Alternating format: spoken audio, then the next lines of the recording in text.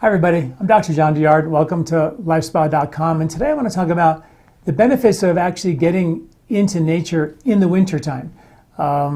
Sometimes called forest bathing or nature therapy or just going for a hike. And the science behind that is actually quite amazing.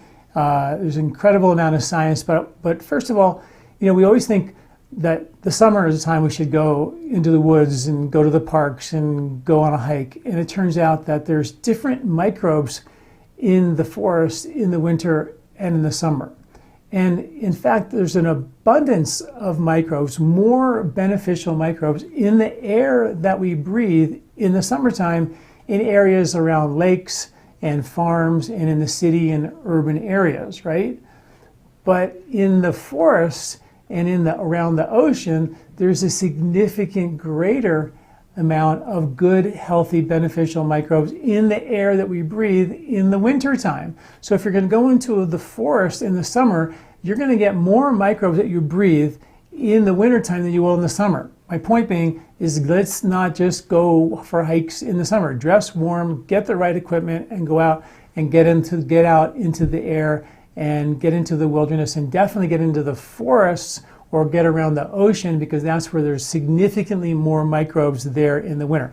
And of course, the bugs in the winter and the summer and the spring are completely different because they change seasonally, so you want to make sure you're getting inoculated with the right bugs for the right season. Now, the whole idea of forest bathing was something that was studied back in Japan. I think there's over 100 different, I have an article about that, different forests that are certified in Japan to deliver health benefits, right? Like you just walk through them and you get all these amazing health benefits. Well, the science is actually quite amazing in terms of the benefits and how long you need to be in the forest to get the benefit, right? That's the trick, right? How much time do I need to spend? Well, one study showed that if you were in there, a group of people went in for about 120 minutes per week, compared to people who didn't go in at all. And the people who went for over 120 minutes per week into the forest on a hike, whatever, had significant improvements in their overall health as well as their psychology compared to the folks that didn't. A Cornell study found that if you just were around like trees and flowers and a park or some grass,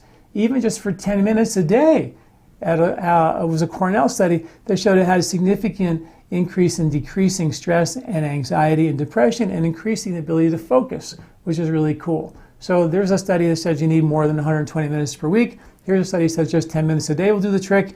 And in a meta-analysis study that was over 50 different studies, and they found that if you were in the forest on a hike in the wilderness near nature for 20 to 90 minutes per week, that there was a significant increase in mood, decrease in anxiety, and a significant increase in positive emotions. And they also found that when folks just live near green space, so next time you buy a home, try to get one near green space, because if you just live near green space compared to people who don't live near green space, there was a significant reduction in, get this, premature death, lower risk of premature deaths, diabetes, cardiovascular disease, premature births, stress, and high blood pressure.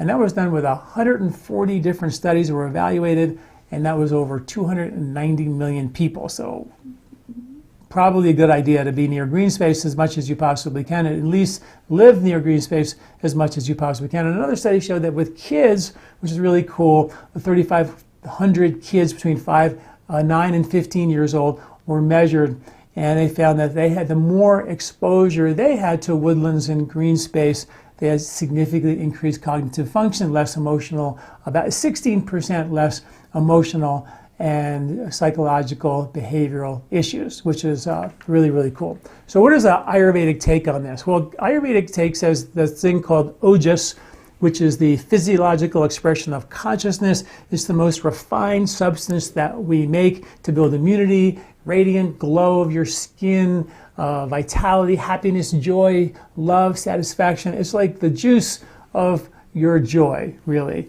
And it's a substance that's created after 30 days of eating something. 30 days later, if all goes well, you make this substance called ojas, and it's the most refined substance in Ayurveda, and it's a physiological expression of consciousness, so it's kind of a cool thing. Well, one of the number one ways to get ojas is to, of course, go into the forest, go into nature, be in nature.